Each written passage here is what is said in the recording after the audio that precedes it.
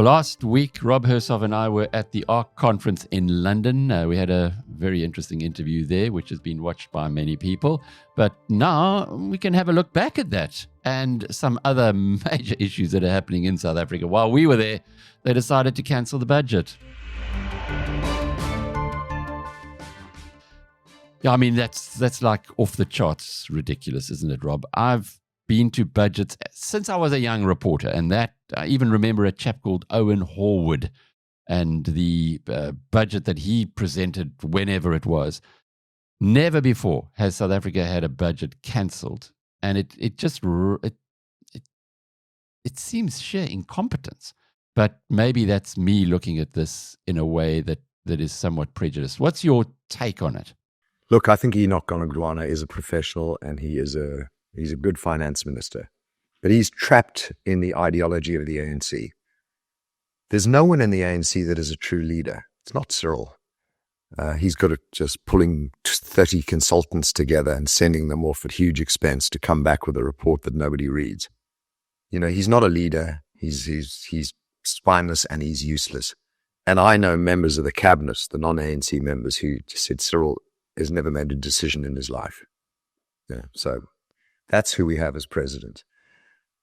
Enoch knows exactly what needs to be done. And it isn't raising taxes, adding to VIT. It's cost cutting. They've got to cut costs. They've got to fire 200,000 civil servants. The bloated bureaucracy of this country, the money-draining state-owned enterprises need to be privatized. It's very, very obvious. And this morning I was chatting to my wife and she was going, you know, this is ludicrous. I mean, it's absolutely ludicrous talking about wealth taxes and VAT hikes. They don't work. At this point, you're just going to have taxpayers further exiting the country. What does work? Well, if you understand business, which nobody in the government seems to do, they've never made money other than maybe Gate and McKenzie and one or two of the DA people. If you understand business and you have a company that is collapsing, a company that is actually about to fall apart with too much debt, way too much cost, and lack of profits, no growth, either the company goes bust and ceases to exist, or a turnaround specialist, and there are these people, come in, buy the company at 10 cents on the dollar, and turn it around in short order. And when I say in short order, they do things immediately. The minute they have bought the equity, they go to the debt holders and they say, your debt is worthless. I'm not paying you interest. I will pay your money back, maybe, if I can turn this company around. And you're going to forego interest for a period, 2, 3, 4 years, at which point you'll get your money back if I can get my work done. And he or she gets the deal signed with the debt holders. So debt ceases to be a problem for the time being. The turnaround person is given the time to fix the company. And that happens on day one. The equity holders basically got 10 cents on the dollar. They're gone. And this person owns the company. What's the first thing they do? First thing they do is fire most of the management. They just get rid of them. They fire the second level of management and they sell off or close down as quickly as possible the divisions of that company that either aren't making money or never will make money. And this happens in the first few days. It's like a knife, or as Javier Milei would have, a chainsaw. And that is what happens immediately. Cut costs to the bone. Get rid of debt for the time being. Say bye-bye to the equity holders. Fire management, sell divisions. And that is the only way you can catch this falling knife. Now, South Africa is in the same position. It's a failed state. It's a company that's about to go bankrupt, always bankrupt already. And you can't borrow money. They're not going to lend this country any more money. If they do, the IMF will come in, which actually be a good thing because the IMF will force upon South Africa these turnaround issues that I'm saying are essential. And the bloated bureaucracy in South Africa, these civil servants that are doing nothing and being paid a fortune, we need to fire them. 200,000, gone. We need to take our 32 ministries And I keep saying, what a joke. This is how pathetic Cyril is. 32 ministries. Merge some, get rid of some, shrink it down to, let's be generous and say 16 ministries, half the number of ministries. You get rid of a massive number of useless civil servants that are asking for the budget, spending money they don't need to spend, wasting taxpayer money. And you just got to fire people. We need to create economic growth. And what we desperately need at the government level is someone to say, this isn't working. This racist and anti-business socialist government is never, ever, ever going to fix the economy or the country. Ever.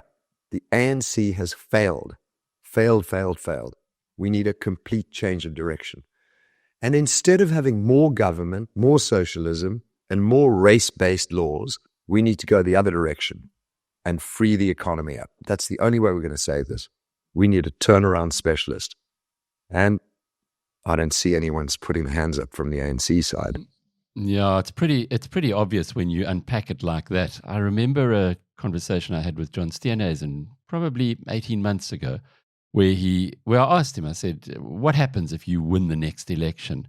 He said, well, then the hard work starts, because we need to do pretty much what you've just outlined now. We are overstaffed in the state service. They've been overpaid for decades now. And the thing that I suppose irks many South Africans, and we can talk in a moment about the SRF's latest poll, is that instead of cutting the costs, this government, Enoch Godwana and co., and I maybe have a different view on his competence to yours, want to increase VAT. So it's, well, we won't deal with the issue. We'll push up the VAT, let the public now give us this money so that we can pay the civil servants more, not grasping the nettle. And Rob, the reality is, I know that when taxes go up, people start dodging. There's a whole group of people where I come from in KZN who do not pay VAT. They don't pay any tax anyway, but definitely not VAT. And this is spreading. This virus is spreading.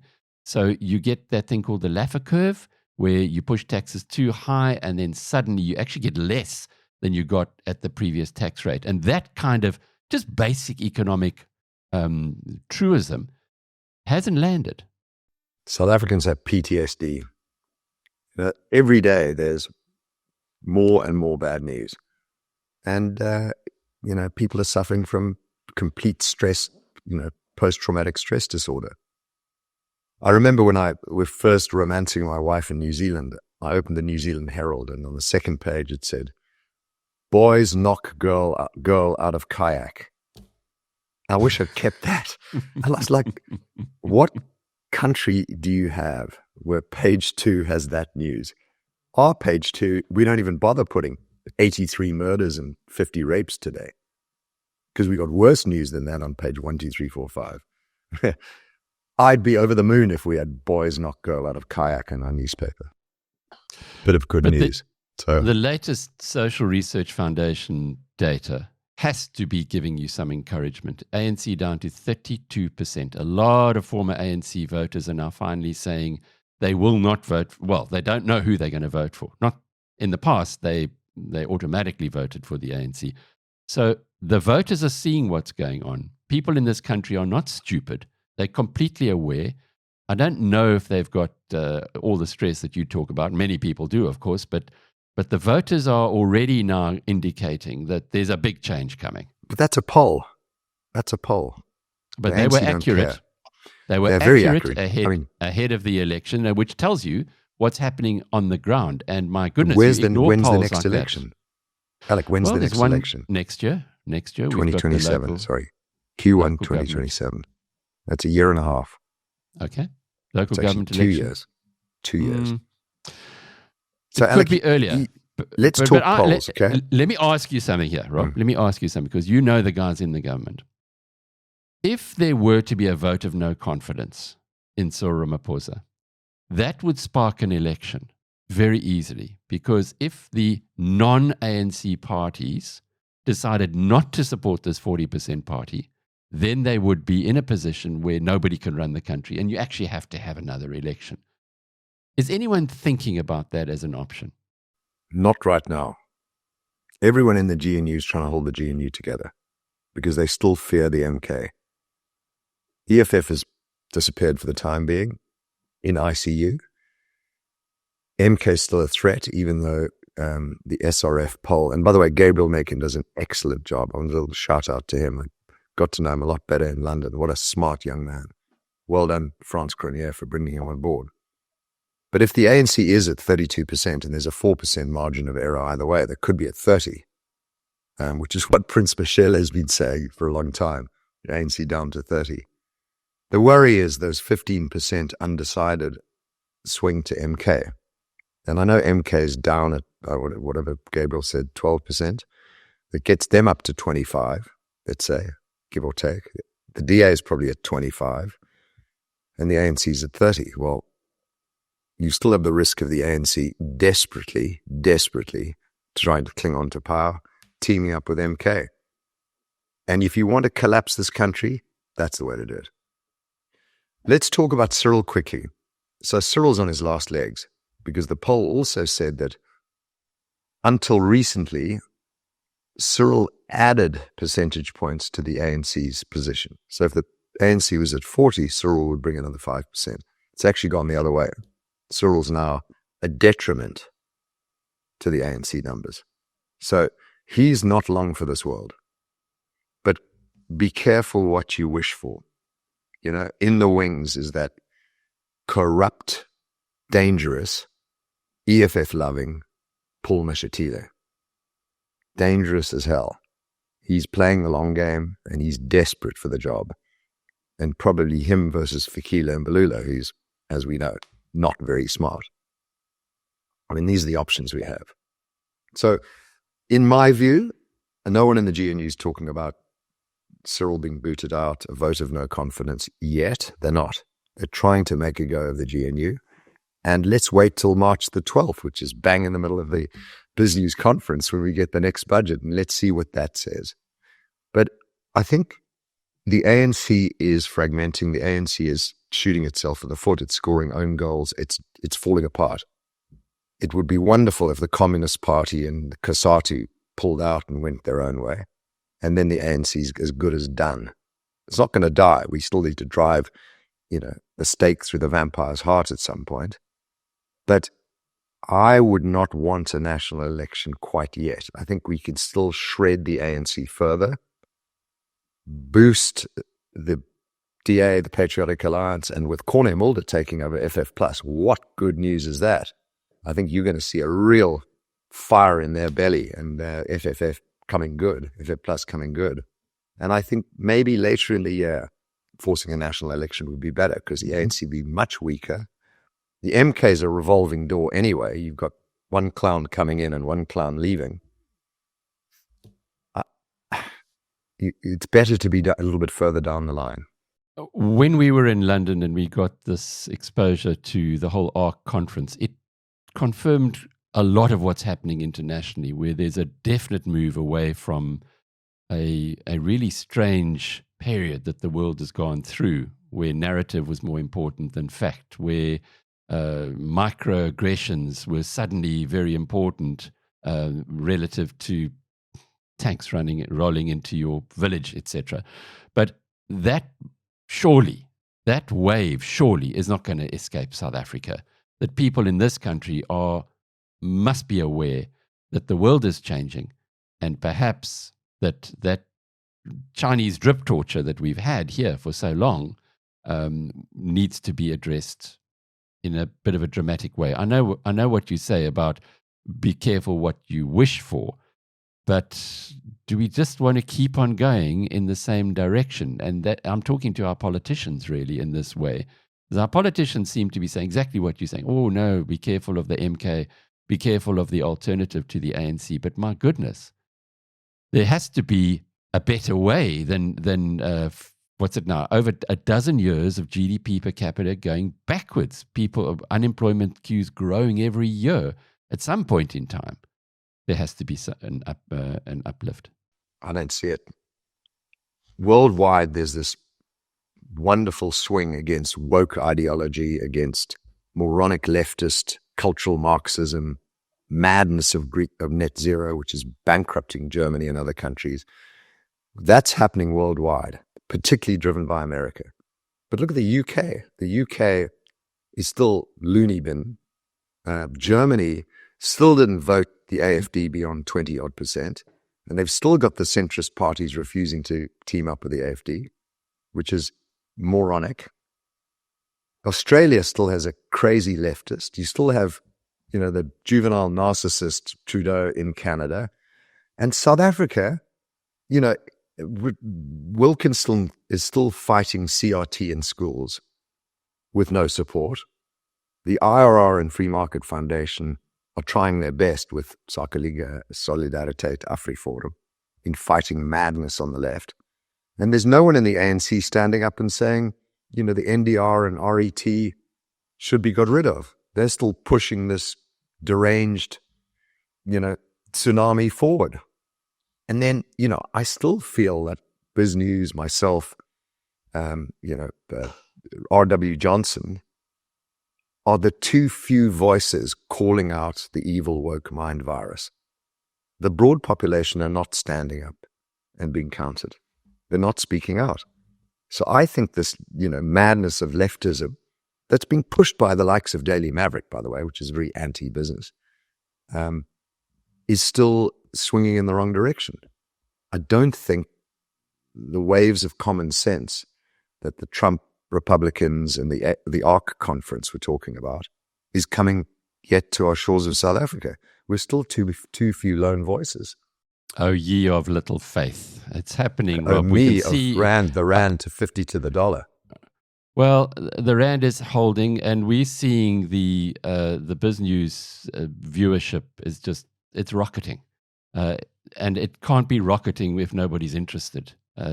We had in the last 28 days, 5.5 million videos were watched. I mean, these are proper numbers, Rob. So it's happening. People are going in that way. But I wanted to also ask you a little bit about you love Donald Trump, but now Donald Trump has actually vetoed a UN special resolution expressing outrage at Russia's invasion of Ukraine. In other words, he's saying, no, Russia wasn't wrong to invade Ukraine. This is hectic stuff.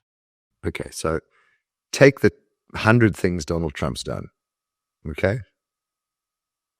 I agree with 90 of them. 90 out of 100 is a pretty good odds. Douglas Murray wrote a very good article, which I read this morning, I've forgotten where it was, where he said Donald Trump is wrong about Russia, wrong about Putin, wrong about Ukraine, okay? And I agree. Putin is bad. They did invade Ukraine. Zelensky is not a dictator, etc., etc. Okay, I agree with you on that front. But Trump is negotiating. He's playing a game. This is not an absolute. This is him sending a message, in my view, to Putin. We will negotiate with you. We will give you a break. But he's going to put his Putin terms on the table quite soon. So he's saying, I'm not listening to Zelensky in Europe. I'm an independent. America stands on its own. But he's going to put his terms on Russia very, very soon. And he's ready. He's just playing this carefully. So watch. This is in the process. It's not an absolute. He had to show Russia, look, I'm not listening to Zelensky. I'm not listening to Ukraine. I'm not listening to those pathetic socialist weak Europeans. They can sort themselves out. I'm in charge. But his conditions with Putin are coming. That's how he's playing it. Thanks for that perception of it. It does make it feel... I remember somebody who's very close to Trump telling me that you must not judge what he says factually, but look at the context or the direction that he's going, because there's always something else going on. I suppose like any property mogul who is negotiating a transaction, they're not going to show all their cards up front. And if he's nice and polite to you, you're doomed. Look how he's being polite to Starmer. Starmer's finished it. over. That's the message. That's how Trump plays it. His conditions coming on Putin. Rob, you wrote a very strong piece for BizNews this week about charity and the or expressing a view that we should not be giving to charity in South Africa because this is propping up the ANC. Now, just before we go there, I'm not sure how aware you are that charity is a big business in South Africa, that during the time that I was in the corporate environment, I discovered to my horror that about 20% of the money that the company was giving to a particular charity went to the person who came and had tea with me, who, in other words, facilitated the transaction. So to start with, there are a lot of vested interests with charities who scoop off the top. So you think you're giving 100 Rand to some charity. Well, actually you aren't. You're giving 20 Rand to the person who's doing the marketing for it. So that's a starting point. But your argument was based much more powerfully than that. Just unpack it for us. Look, firstly, when you see Trump and Elon Musk collapsing US aid, and then you look at where the US aid money's gone, it is horrific. I mean, I'm not even going to give examples, but it's ballerinas for Hamas, and then the next minute these people go and attack Israel. It's insane. So if you take that down to the South Africa level, and, maybe I'll take a little clap back at Mark Lubner, who said Rob Hersov is wrong. Let me just say something. The Lubners have been amazing. They've had their Africa Tikkun, extraordinary charity that's been going for decades. But Mark, have you ever given money to the DA or Freedom Front Plus, Patriotic Alliance, or for that matter to the Free Market Foundation or the IRR? Have you? You've been raising money for charity for a very, very long time. Have you ever asked those charities to ensure that the recipients understand this is money from free market people and that they should vote when they get a chance to vote, if they vote, for free market parties? Why can't it be conditional, Mark? Have you ever given decent amounts of money, the Lubner family, to the DA, Patriotic Alliance, and others? And then I have two very good friends who are hugely successful, both live overseas, both have made a lot of money. I'm not going to mention their last names, but Peter and Stephen. Both of you have given a lot of money, not through charities, but to charity in South Africa. You have schools, you have homes that you create for poor people, and you look after people, and it's wonderful what you do. But have you given any money to the DA or Patriotic Alliance, IRR, FMF? Have you? Not so sure you have. You might, now that I'm putting you on the spot. All you're doing is plugging the gap and fixing a problem that the ANC has created. And Discovery has a wonderful, wonderful program of filling potholes in Johannesburg. But who created the potholes? The ANC. So I just don't get it, folks. All you're doing is perpetuating poverty, homelessness, and hopelessness, and not solving the problem. We need to be giving serious money to the DA, Patriotic Alliance, FF Plus, Free Market Foundation, IRR, AfriForum, Solidaritate, and people who are actually working and fighting day to day to solve the root cause of the problem, the ANC. But what about your random acts of kindness? I remember a very moving conversation that we had where you say that every day you do something anonymously and some random act of kindness. Does that fall outside of the area that you're criticizing? In many cases, I'm really just picking someone up and driving them completely out of my way to drop them off because they're struggling with heavy loads, children, and haven't got the money to hop in a taxi. What does that cost me? Half an hour of my life, half an hour of my time. And it's not large amounts of money, but I do it every day. And that's for my heart, for my soul. Okay? And I'm sure Stephen and Peter, you say the same thing about your charities. But I also give money to the DA and the Patriotic Alliance and, IRR and good organizations like that. So, and I'm going to try and mobilize offshore South Africans to do so. I've given up on picking on the corporates in South Africa. They're trapped, they're captured.